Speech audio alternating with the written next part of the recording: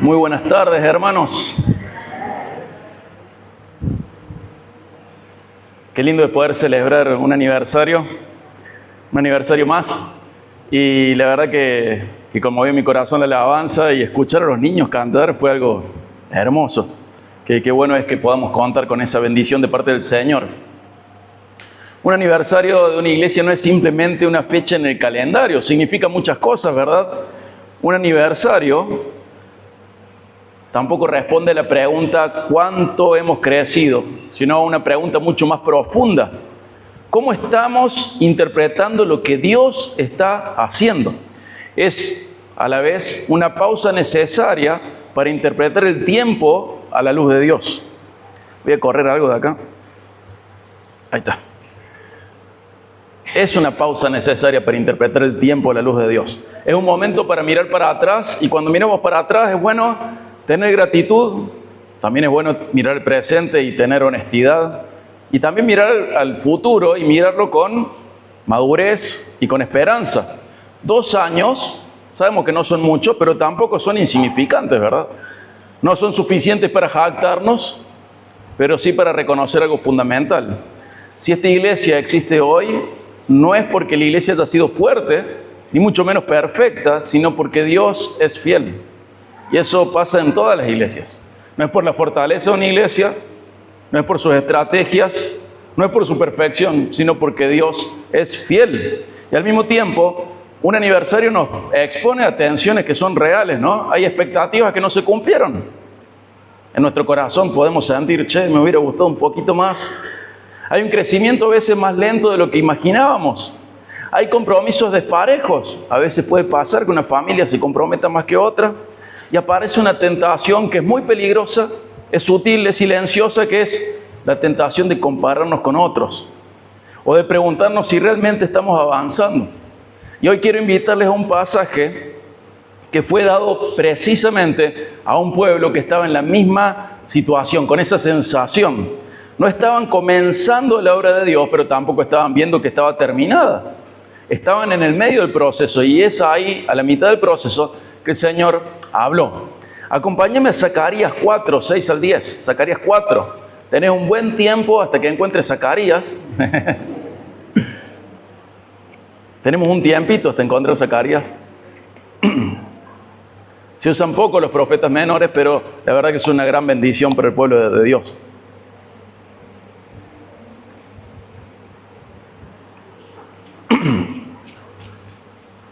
Te voy diciendo un poco del contexto.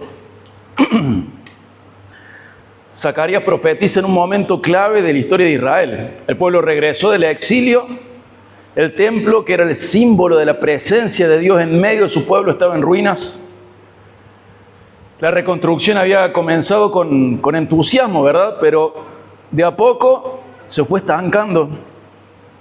Había mucha oposición externa, había recursos limitados, pero sobre todo había desaliento en los hermanos que estaban abocados a la construcción. Y Zorobabel, que es el gobernador, no necesitaba en realidad nuevas técnicas, ni estrategias, ni un empujón motivacional. Necesitaba que Dios mismo le enseñara cómo interpretar correctamente la obra que Dios estaba realizando, que Él mismo estaba realizando. Y la palabra de Dios va a llegar a través de Zacarías con una claridad espectacular. Y eso es lo que vamos a leer en Zacarías 4, 6 al 10. Quiero hacer el primer punto, que es que en Zacarías 4, 6, podemos ver el principio que gobierna toda obra verdadera de Dios. Cuando Dios hace una obra, en Zacarías 4, 6 podemos ver el principio. No en términos de inicio, sino lo que realmente está sucediendo. Fíjate, Zacarías 4, 6. Continuó él y me dijo: esta es la palabra del Señor a Zorobabel, no por poder ni por la fuerza, sino por mi espíritu, dice el Señor de los ejércitos. Fíjate que parece una declaración muy sencilla, pero en realidad es extremadamente profunda. Acá tenés el principio que rige toda obra verdadera de Dios. Dios comienza estableciendo un principio, no dando instrucciones. Antes de hablar de obstáculos y también antes de hablar de resultados, redefine el fundamento mismo de la obra. ¿Cuál es? Poder y fuerza se refieren a recursos humanos, capacidad, influencia, número, organización, estrategias, empuje. Pero aunque nada de eso sea necesariamente malo, nada de eso puede ser el motor de la obra de Dios. El problema del pueblo no era la lentitud del avance, sino la tentación de pensar que la obra de Dios debía avanzar por medios humanos. ¿Y qué dice el Señor? No es por poder, no es por fuerza, sino por mi espíritu. La obra de Dios nunca fracasa por falta de recursos humanos o materiales, pero sí se debilita cuando pierde de vista la dependencia del espíritu. Es una tentación en la que podemos caer. Muchos de nosotros estamos en esa tentación, sea en Córdoba, en Rafael, en otro lugar, estamos en esa tentación. Señor, dame poder, dame fuerza. Y el Señor te dice, no, no es por ahí, es por mi espíritu. Y tenemos esa tentación porque siempre queremos más. Y para mí está bien querer más, no está mal querer más. Yo personalmente soy muy ambicioso a nivel espiritual, quiero todo. Me dicen, ¿qué quieres para la iglesia? Todo. Y yo te digo, todo. No hay nada que no quiera para la iglesia, nada bueno que no quiera para la iglesia. Quiero todo. Quiero que avance, quiero que sea un centro de entrenamiento teológico, misionero, evangelístico. Quiero todo, quiero el seminario, quiero las misiones, quiero todo. ¿Cuántos varones pueden ser pastores? Todos. Yo quiero que todos sean pastores. Y siempre quiero el todo. Y está bien desear el todo. Pero cuidado con esto, no es por poder ni por fuerza, sino por el Espíritu de Dios. Y nos desalentamos a veces, no por querer todo, sino por querer el todo, pero pensar que sabemos cómo lograr ese todo. Y esperar ese todo cuando nosotros queremos. Y quiero repetir esto, la obra de Dios nunca fracasa por falta de recursos humanos, ni por falta de recursos materiales, pero sí se debilita cuando pierde de vista la dependencia del Espíritu de Dios. Es por su Espíritu que algo avanza. No es por fuerza, no es por poder, es por su Espíritu. Y tenemos que aplicarlo a nuestro aniversario, ¿verdad? Este texto nos lleva a una reflexión y nos obliga a preguntarnos, ¿en qué estamos confiando realmente cuando pensamos en el futuro de la iglesia? ¿En más gente? ¿En más recursos? ¿En más energía? ¿O en el Espíritu de Dios? ¿Cómo caemos de fácil en tener la misma mentalidad que el que no es creyente, verdad? En estos 2 años podemos agradecer los esfuerzos, podemos agradecer los sacrificios, podemos agradecer el tiempo invertido, podemos agradecer cada decisión valiente a favor de la obra de Dios. Pero este texto nos llama a decir algo más profundo, que es la base en realidad. No hemos llegado acá porque somos capaces, sino porque Dios es fiel. No es por poder, no es por fuerza, es por el Espíritu de Dios. Su fidelidad sostiene todo esto. Una iglesia nunca va a fracasar por ser pequeña. Una iglesia puede fracasar cuando sustituye la dependencia del Espíritu por autosuficiencia. Y tenemos que tenerlo presente en Córdoba, en Rafaela, en todo el mundo. Una iglesia no va a fracasar por falta de recursos. Fracasa cuando deja de considerar su dependencia del Espíritu. Y hoy damos gracias porque con todas nuestras limitaciones Dios ha sostenido esta obra por su Espíritu. Hermano, lo voy a decir de otra manera mucho más fuerte, pero lo digo desde mi corazón, ¿verdad? Y no porque esté predicando, sino porque es algo que he aprendido y sigo aprendiendo. La obra de Dios no avanza gracias a nosotros, avanza a pesar de nosotros. Y la sostiene el Espíritu Santo. Y ahí puedes confirmar que la iglesia es divina, porque si fuese por sus integrantes, no hubiera avanzado estos 2000 años que sigue avanzando. Dios es bueno y hace avanzar su obra. Y celebrar un aniversario no es celebrar que lo logramos, que llegamos.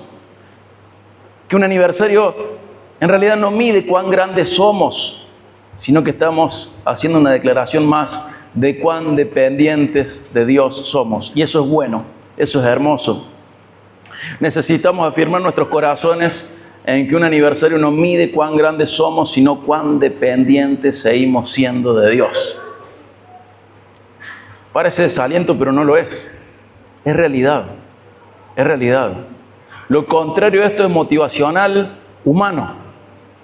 En realidad, cada obra que Dios hace, para que sea para su gloria, es a través de su Espíritu. No por fuerza ni por poder humano. Es por su Espíritu. Y este es el punto 1 en Zacarías 4:6. Este principio que rige toda obra verdadera de Dios es por su Espíritu. Vamos a Isaías 4:7, pero voy a leer solo la primera mitad para ver el segundo punto. El Espíritu de Dios frente a los obstáculos reales. Enfrentamos obstáculos que son reales, ¿verdad? Y comienza con esta pregunta retórica muy interesante. ¿Quién eres tú, oh gran monte? Ante Zorobabel te convertirás en llanura. Diríamos en Córdoba, ¿quién sos? ¿Quién eres tú, oh gran monte? Ante Zorobabel te convertirás en llanura. Dios no niega la existencia de los obstáculos. Los nombra, los identifica. No está hablando de un monte físico, es una metáfora. El gran monte representa impedimentos concretos. Hay oposición, hay desgaste, hay frustración, hay estancamiento, hay falta de compromiso. Pero Dios dice, ¿quién sos, gran monte? Ante Zorobabel te vas a convertir en llanura. La fe bíblica no consiste en fingir demencia. La fe bíblica no consiste en negar los montes, sino en ponerlos en la perspectiva correcta. El monte no define la obra, Dios define la obra. Y quiero invitarte a pensar lógicamente, si la obra no avanza por fuerza humana, si avanza por el Espíritu de Dios, entonces ningún obstáculo humano puede detenerla definitivamente. Ni la falta de compromiso, ni la falta de recursos materiales, ni la falta de un montón de cosas que siempre le pedimos a Dios. ¿Quién eres tú, oh gran monte? Delante de Zorobabel te convertirás en llanura. Lo que define el futuro de una iglesia no es el tamaño de sus montes, sino la grandeza del Dios que la sostiene. Lo que está haciendo Dios a través de Zacarías es decir, sí, es un gran monte, pero ponelo en perspectiva. Al lado de Dios, y vas a ver que al lado de Dios no es tan grande. Al lado nuestro sí, es enorme. Pero como no se trata de nosotros, ni de nuestro poder, ni de nuestra fuerza, el Espíritu Santo le dice a Zacarías, mira, habla de esta manera. Que ellos sepan que aunque el monte, que es mucho, que es grande, que es enorme, que parece infranqueable, que es insoportablemente irritante verlo al frente, ese monte se va a convertir en llanura porque no se trata de su fuerza, no se trata de su poder, se trata de mi espíritu, dice el Señor. Invita al pueblo de Dios, ya sabemos, están desanimados, llevan mucho tiempo trabajando, hay divisiones internas, hay presión externa, hay falta de recursos, hay gente que se desalienta, hay gente que se dedica a sí misma, hay gente que no se compromete, hay gente mediocre, hay un montón de problemas y le dice esos problemas, monte, ¿quién sos? Delante de la obra que Dios está haciendo a través de Zorobabel, te vas a convertir en llanura, te voy a aplastar. Voy a permitir que mi pueblo avance a través de ese monte. Es lo que el Señor le dice a Zorobabel. Es durísimo lo que le tocaba a Zorobabel. Volver después de 70 años de esclavitud en Babilonia. Volver donde todo es ruinas. Hemos leído el Salmo 126. Fue una prédica hace un tiempo. Acá en Rafael, en Córdoba también. Es el contexto de esto. Vuelven a las ruinas. Vuelven a lo que está todo destruido. Vuelven a Jerusalén. Y no solo tienen que levantar cada casa, también tienen que levantar el templo. Y el templo de Salomón había sido espectacular. Y Zorobabel dice, ¿cómo yo voy a poder construir algo en comparación a lo de Salomón? Además, el pueblo ya se acostumbró a vivir para sí mismo. Se acostumbró a no ofrecer culto al Señor. Se acostumbró en 70 años de esclavitud a tener conductas paganas. Se acostumbró. Algunos decidieron volver. Pero aún así, si lees, por ejemplo, la profecía de Ageo, vas a ver que aún así ellos no avanzaban en la obra. Hay momentos muy lindos, Nehemías y Esdras están en esta misma perspectiva, en donde dice que uno estaba edificando la muralla con una mano y con otra mano tenía la espada. Trabajaban, construían y defendían. Pero también puedes ver que hay intrigas, hay divisiones, hay enemigos poderosos en contra, hay gente del mismo pueblo que echa para atrás, hay falta de compromiso. Dios los va a confrontar a través de Ageo y les va a decir, pueblo, yo los saqué para construir mi casa y ustedes se están dedicando a construir su propia casa. Y lo dice después de 18 años después de haber sido liberados. Y aún en medio de ese contexto, Dios dice, para que Zorobabel sepa, ¿quién eres tú, oh gran monte? Ante Zorobabel te convertirás en llanura.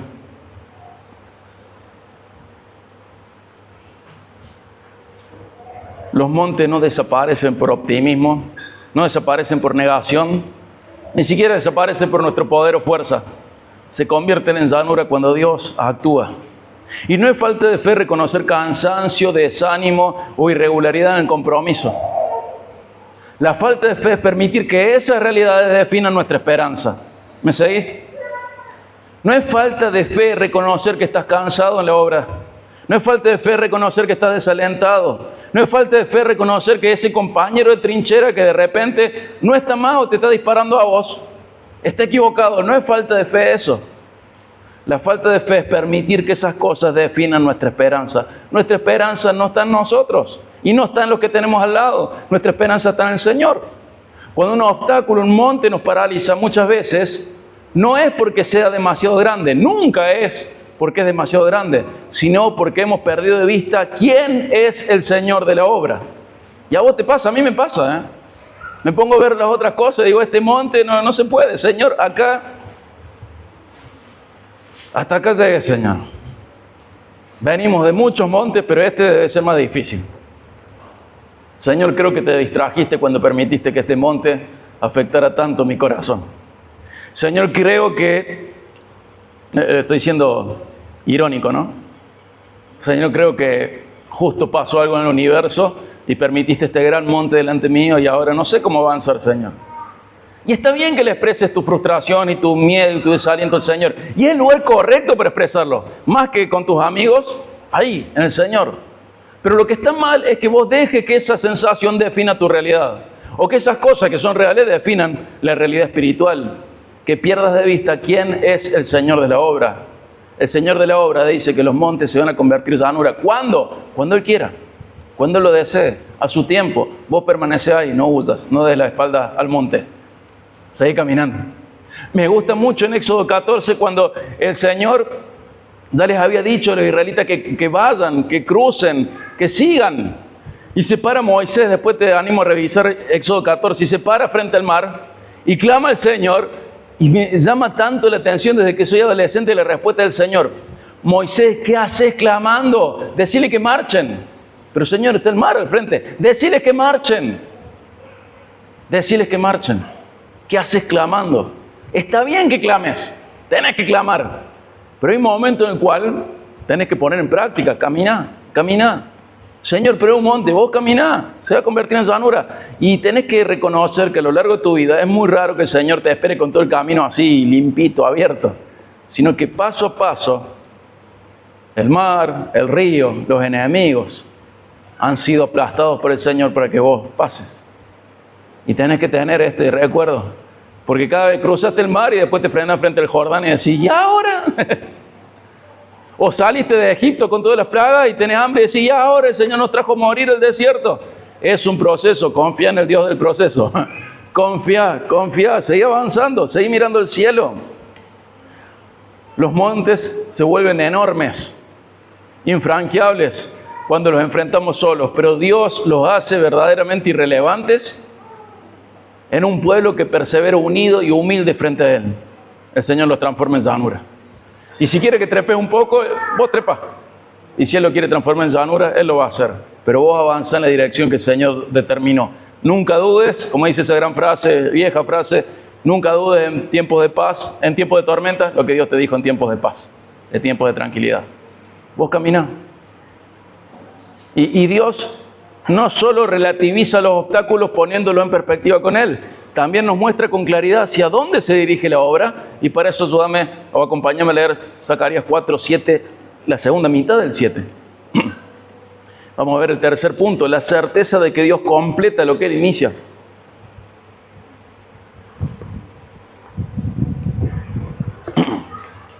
Lo voy a leer completo el 7.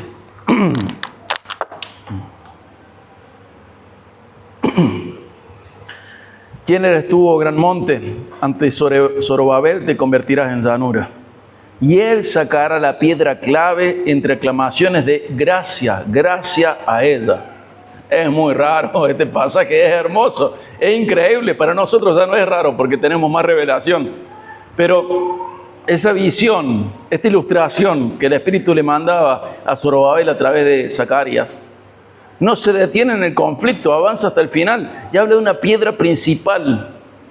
Esa piedra principal señala la culminación de un templo. Dice, y sacará la piedra clave entre aclamaciones de gracia a ella. Esa piedra era la última que se ponía. Ya estaba terminada la obra cuando se ponía esa piedra. Era la pieza clave. Una vez que esa piedra estaba colocada en su lugar, ya está. La obra fue consumada, terminada, completa, plena. Y sabemos que esa piedra principal señala la culminación de la obra de Dios, del templo. Y Dios no solo promete avance, promete finalización. Eso que comience, lo voy a terminar. ¿Te suena a un versículo así en tu vida espiritual? Filipenses 1:6, Dios es fiel. Comenzó la buena obra. ¿Y qué va a hacer? Va a ser fiel ¿en qué? En terminarla. Y le va a terminar en vos y le va a terminar en tu hermano también. Confía en el Señor. Descansa en el Señor. Él se comprometió con tu vida al punto de que inició una obra y lo que Él comienza, lo termina. No es como nosotros. Él termina esa obra. Y esa obra comenzó por gracia. Fíjense la exclamación. Cuando se pone esa piedra clave, gracia, gracia a ella. Comenzó por gracia la obra, se va a sostener por gracia y va a ser completada por gracia. Es una exclamación de gracia toda la construcción. La obra que comenzó por gracia solo puede completarse en gracia. Y tenemos que aplicarlo al aniversario, ¿no? Si Dios promete completar su obra, entonces la lentitud no es fracaso, es parte del proceso bajo su gracia. Pregúntate, ¿qué está queriendo Dios formar en tu corazón, cambiar en tu corazón, modificar en tu corazón en este proceso? No pierdas de vista que Dios te ha puesto en este proceso. Capitalízalo, porque si no aprendes durante el proceso, Dios te va a meter en otro proceso igual. Y vas a volver a quejarte y frustrarte. Pero la obra del Señor con vos, Él sigue comprometido con tu corazón, con tu vida, con tu santificación. Y como es fiel para terminar esa obra que Él inició, te pone en procesos. Entonces el proceso en realidad es una expresión de su fidelidad. No huyas del proceso. No huyas del proceso. No creas que Dios está mirando a otro lado. Abraza el proceso. Deja que el Señor te muestre durante el proceso en qué áreas estabas débil, en qué áreas el Señor te ha fortalecido. Dale gracias y avanza. Muchos creyentes viven agotados porque intentan terminar por fuerza eso que solamente puede completarse por gracia. Empezó por gracia, va a continuar por gracia y va a finalizar por gracia. Y esa promesa no se agota en Zorobabel. Específicamente esto apunta más lejos y apunta más alto.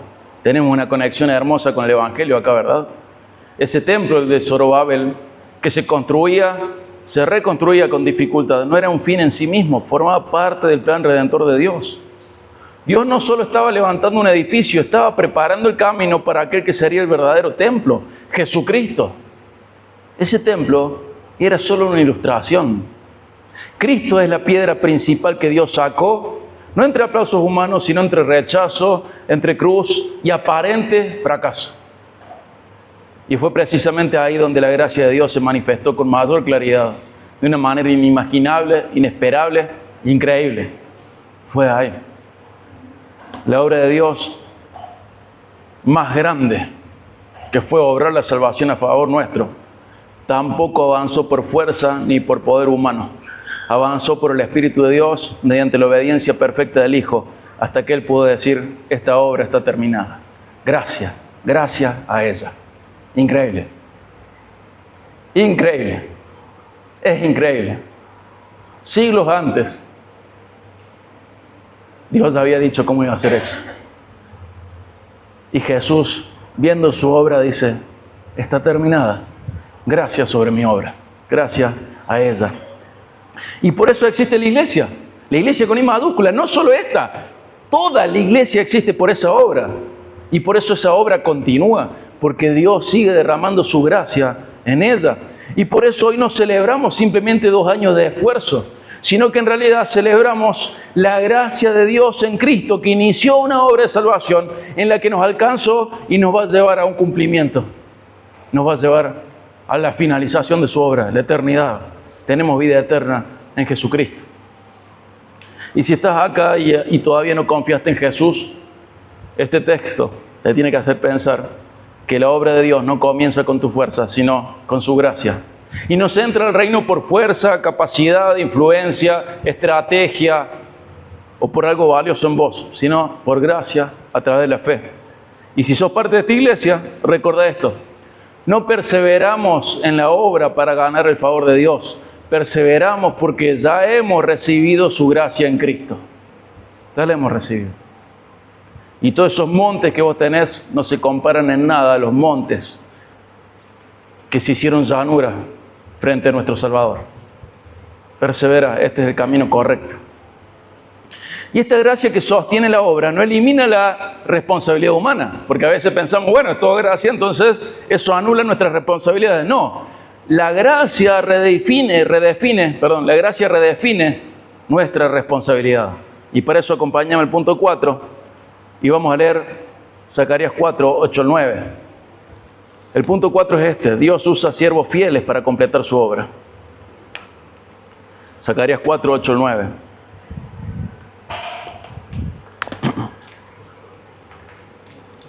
Dice el profeta Zacarías: y vino a mí la palabra del Señor.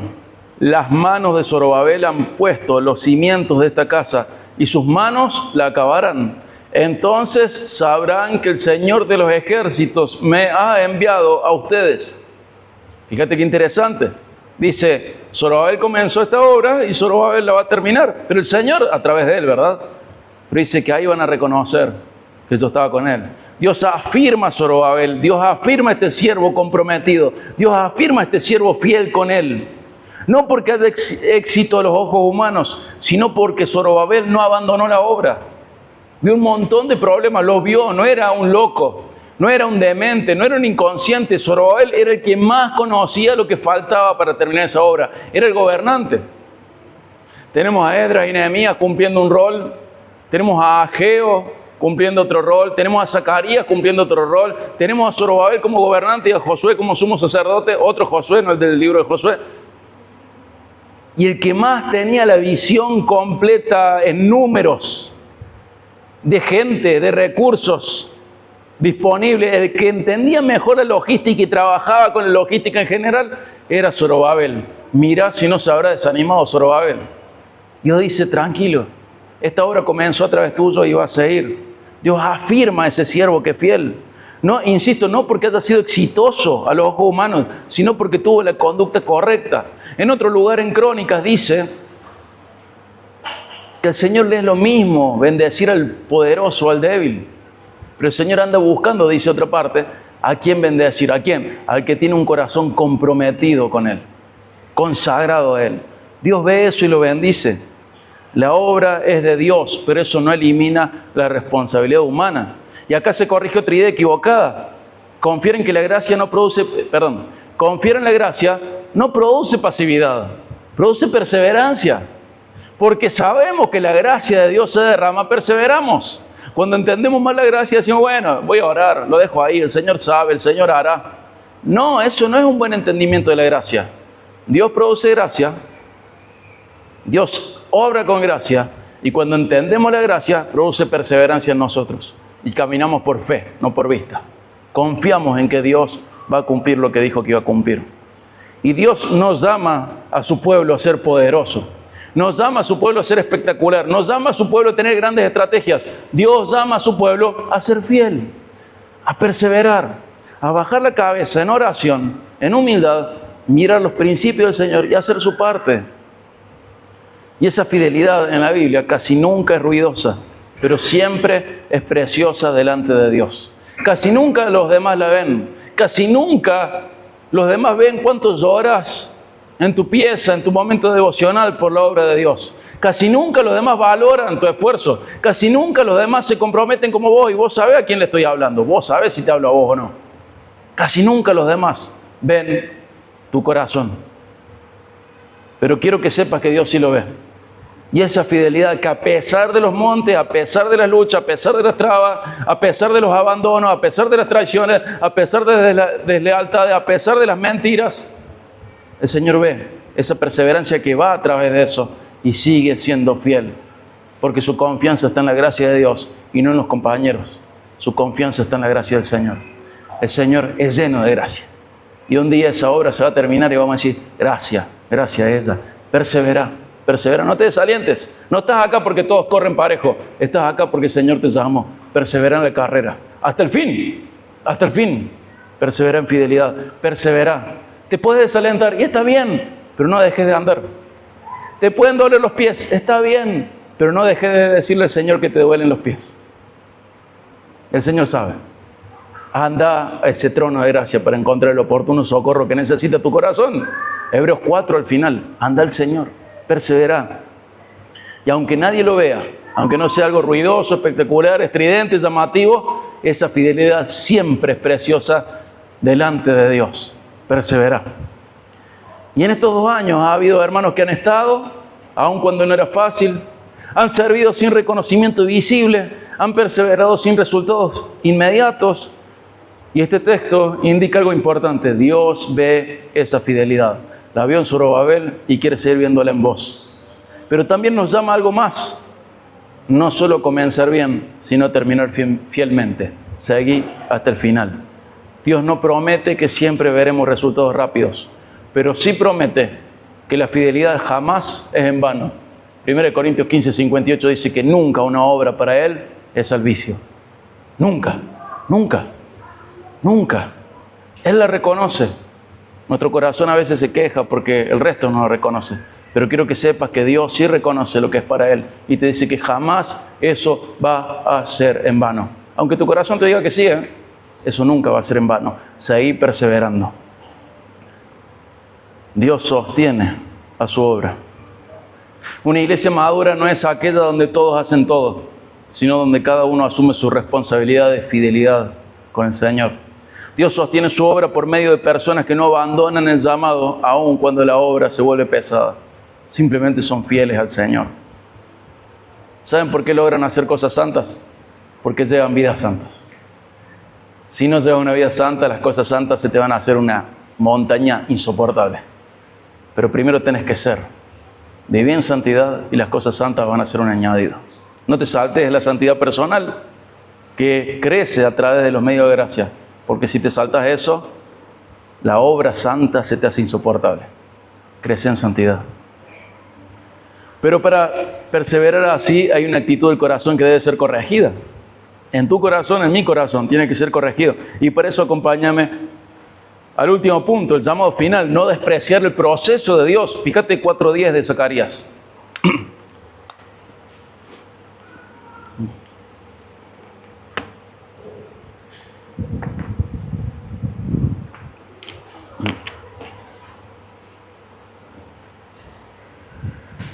Pues ¿quién ha despreciado el día de las pequeñeces? Estos 7 se alegrarán cuando vean la plomada en la mano de Zorobabel. Estos son los ojos del Señor que recorren toda la tierra. Hace una pregunta reflexiva, ¿no? ¿Quién ha despreciado el día de las pequeñeces? Parece una soncera. ¿Dónde está el que despreció el día de las pequeñeces? Y es una reflexión medio acusativa, ¿no? ¿Dónde está el que despreció el día de las pequeñeces?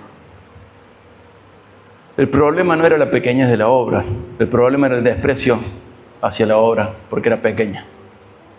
Y despreciar lo pequeño no es humildad, es incredulidad. Es incredulidad. Es pensar que Dios no va a seguir obrando.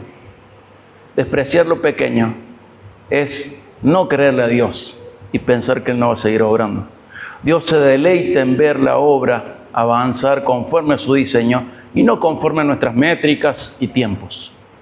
No desprecies el tiempo de las pequeñeces. Despreciar lo pequeño no es humildad, no es tampoco ser precavido, es ser incrédulo y disfrazarlo de otra cosa. No desprecies el día de las pequeñeces, persevera ese día también. Y una iglesia joven debe cuidarse, ¿verdad?, de compararse constantemente y de medir su valor solo por lo visible. La fidelidad sostenida honra más a Dios que el crecimiento acelerado y artificial. Es muy fácil el crecimiento artificial. Predica lo que la gente quiere oír y se va a llenar la iglesia. No le hables de pecado, habla de que Dios te ama y lindos planes para tu vida. Y vas a ver que la iglesia se llena, todo el mundo es adicto a escuchar cosas lindas. Habla de lo valioso que son y nada más. Habla de sus logros y nada más. Tírales, coachalos, tírales tips para progresar económicamente y nada más. Y la iglesia se llena. Le da esa droguita y la gente quiere más de esa droguita. Dame más de eso que no me lleva a confrontarme con el Dios Santo que me ha encontrado culpable y me llama pecador. ¿Y sabe qué pasa? Es muy fácil llenar la iglesia así. Es muy fácil decir, Dios te ama. Dios te ama. Pero porque te ama, no te quiere dejar como sos, quiere darte la forma de Cristo. Y cuando quiere darte la forma de Cristo, te mete en el yunque. Y te da golpe tras golpe para darte la forma que Él predestinó que vos tuvieses, la de Cristo. Él te llama. Pero no es para que vos lo tomes como un amuleto tu vida, un agregado, el Papá Noel del cielo. Siempre digo la misma cosa, el bombero cósmico. No es para que sea tu genio de la lámpara, es para que sometas tu vida a Él y en esa vida, en entrega a Él, Él sea glorificado y su reputación en el mundo incrédulo crezca viendo tu vida. Él te llama a que le des gloria, Él te llama para que vivas para Él. Llenar la iglesia no es difícil, llenar la iglesia es simplemente callar que Dios salva para que la gente viva para Él. Pero cuando vos decís que Dios salva para vivir para Él, cambian las cosas. Llenar la iglesia es callar esa verdad. Es callar que estamos llamados a ser santos. Es callar, llenar la iglesia es fácil.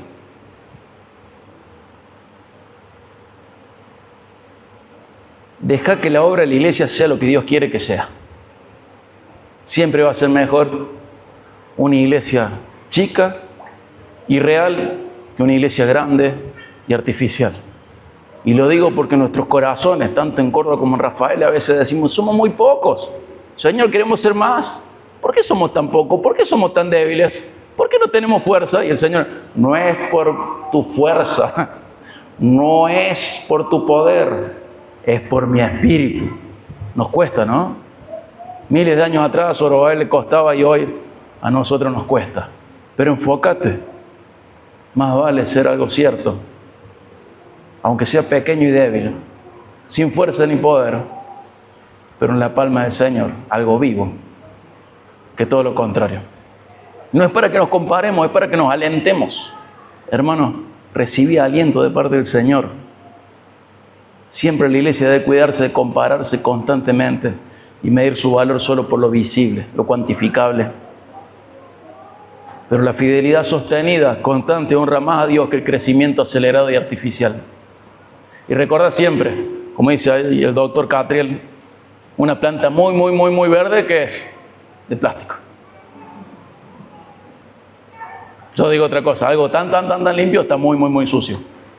Pero la de él encaja mejor hoy. Una planta tan verde es artificial. Cuidado. La obra del Señor es real. Y Dios no nos llama a acelerar su obra. Nos llama a caminar dentro de esa obra en fidelidad.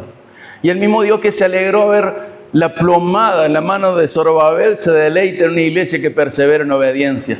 Celebrar un aniversario también es un acto de fe. Es decir, delante de Dios que no despreciamos lo que Él está haciendo entre nosotros, aunque todavía sea pequeño a nuestros ojos. Comprométete con tu corazón, no desprecies el día de las pequeñeces. No es para siempre.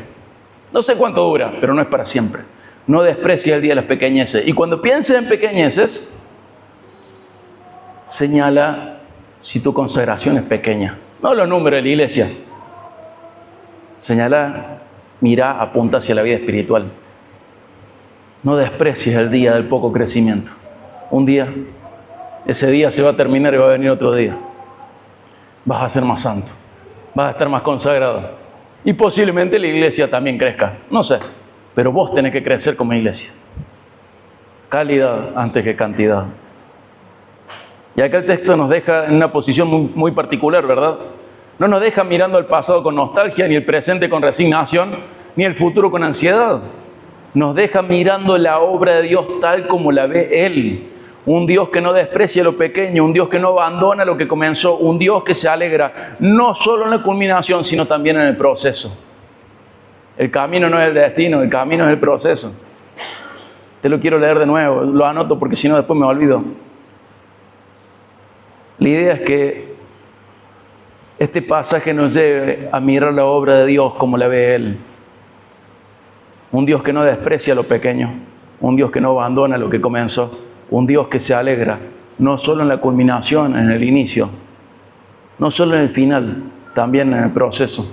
Por eso un aniversario no es el momento de exigir resultados inmediatos, sino de reafirmar nuestras convicciones profundas. Nuestras convicciones son esas cosas que nos van a hacer permanecer cuando nos choquemos contra el monte.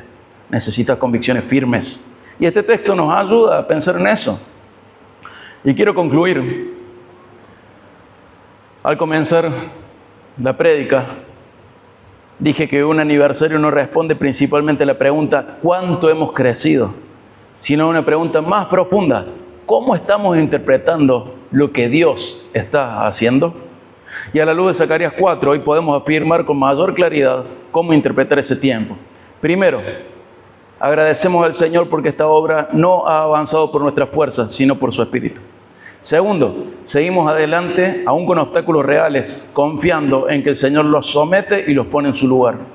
Tercero, nos comprometemos a no despreciar el proceso de Dios, sino perseverar con fidelidad, aunque el camino sea lento y silencioso.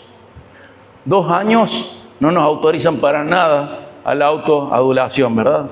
Pero sí nos pueden llamar a una confianza más profunda. Crezcamos en esa confianza del Señor. No podemos celebrar haber llegado lejos, pero sí podemos celebrar que hemos sido sostenidos por su gracia. Entonces la pregunta final no es cuántos somos cada domingo, ni cuán rápido crecemos, sino esta pregunta: ¿estamos dispuestos a seguir avanzando por el Espíritu de Dios con gratitud por el pasado y fidelidad hacia el futuro, centrados en Cristo? ¿Estás dispuesto a seguir avanzando, no por tu fuerza, no por tu poder, sino por el Espíritu? Y mirar el pasado con gratitud, y mirar el futuro y comprometerte con fidelidad, y siempre estar centrado en Cristo. Hermanos, no sabemos cómo va a ser el próximo año. No sabemos qué vamos a estar celebrando el próximo aniversario. Pero quiero que sepamos algo con certeza. El Dios que inició esta obra no ha cambiado. Su Espíritu no se ha retirado. Su obra no ha terminado. Y su gracia no se ha agotado. Sigue siendo Dios. Y recordad esto: no por fuerza ni por poder, sino por mi Espíritu, dice el Señor. Y quiero repetirlo: no por fuerza, no por poder, no por velocidad, no por recursos humanos, sino por el Espíritu de Dios. Somos edificados sobre la gracia de Cristo. Amén. Comprométete a ver la obra como el Señor la ve, para que tu corazón reciba aliento. Y mira a Jesús, para que tu corazón no se canse ni se desanime. Comprométete a ver las cosas como Él las ve. Amén. Oramos. Padre, agradecemos habernos atraído hasta acá. Agradecemos tu fidelidad para con nosotros. Agradecemos tu perdón, tu misericordia. Agradecemos poder oírte más fuerte que nuestro corazón. Gracias, Señor, porque nos ayudas a avanzar, nos sostenés. Gracias, Señor, porque el avance ha sido a pesar de la falta de poder, de recursos, de fuerzas. Rogamos, Señor, poder ver la obra con tus ojos, saber que vos iniciaste algo y lo vas a completar. Sobre todo, Señor, agradecemos poder tener un momento más de reflexión en el cual miramos a Jesús y vemos su obra y exclamamos: gracias, gracias a ella. Nosotros somos esa obra y recibimos tu gracia. Padre, rogamos que cada vez que nos sintamos sin ayuda, vayamos ante el trono de la gracia para conseguir, obtener ese socorro oportuno, esa misericordia, esa gracia con la forma en la que necesitamos. Rogamos, Señor, que cuando nuestro corazón se desanime o se desaliente, vayamos a considerar a Jesús el autor y el consumador de nuestra fe. Rogamos, Señor, que el día de hoy nos encuentre más santos que ayer, pero que el día de mañana nos encuentre más santos que hoy. Ayúdanos, Señor, a crecer en fidelidad y en consagración a vos, para poder seguir viéndote de una manera especial. Gracias por Jesús, gracias por tu obra. Gracias por mis hermanos que han venido de visita, mis hermanos de Rafaela, mis hermanos de Córdoba. Gracias, Padre, por cada iglesia que está representada. Rogamos que les sostenga fieles en el lugar en el que están. Que no desprecien el día de las pequeñeces, sino que vean la obra como vos la ves. Gracias, Padre. Te ruego que bendiga sus vidas, y les sostenga fieles, no solo hoy, no solo mañana, sino hasta el final de sus días. Que todos los que estamos presentes y las iglesias que representamos podamos llegar al final habiendo corrido fielmente la carrera de la fe. Gracias por tu amor, Padre. Gracias por Jesús. Gracias por el Evangelio. Rogamos seguir recibiendo tu bendición y gracia. En el nombre de Jesucristo, nuestro Salvador. Amén. Dios les bendiga, hermanos.